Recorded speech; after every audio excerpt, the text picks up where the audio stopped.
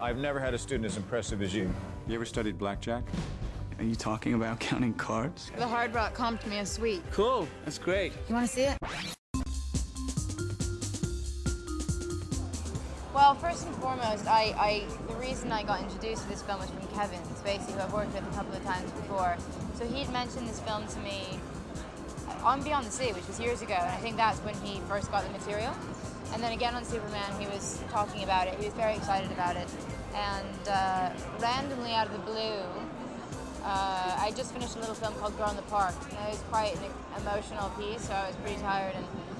And he called and he said, "Kate?" I said, "Yes." And he said, "This film is coming together, this Vegas film." I said, "Oh, that's great." He said, "Come play with us in Vegas." And only the way Kevin can. Right. And I sort of laughed and I said, "All right, okay, cool." I remember when Kevin first told me about the story, I said, "Oh, it's a great story." And he said, "Well, yes, but you do know it's true." And I said, "No." Yeah, and I thought, no, this is the only thing you could fictionally make up. And the fact that it really happened, that was really intriguing to me. I'm not really a Vegas. I like it in doses. I've actually only been here once before, and it was mostly to see the Cirque du Soleil shows. I learned how to play blackjack actually when I was quite young. I had a cool uncle that taught it to me. So that was one of my earliest memories, strangely, of my childhood.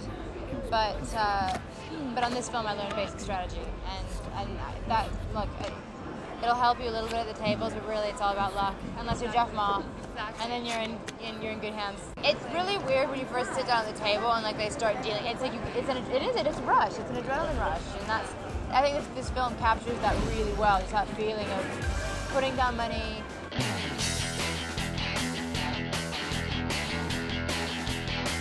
I suppose it just would depend on I think it would just depend on my situation.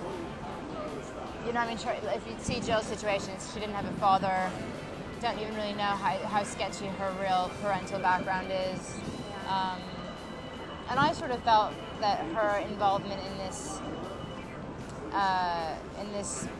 whole thing was really because her father was an avid gambler and lost it all, and I felt like it was kind of her vendetta against the system.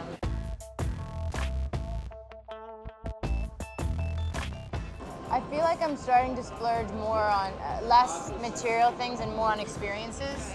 I just went on a road trip from in New Zealand, drove the whole country basically, up pretty much Auckland to Queenstown, and just stopped in different places along the way. And I feel like I'm starting to spend money more on experiences rather than, you know, just shoes. Things that'll come and go. I just feel like experiences will always stay.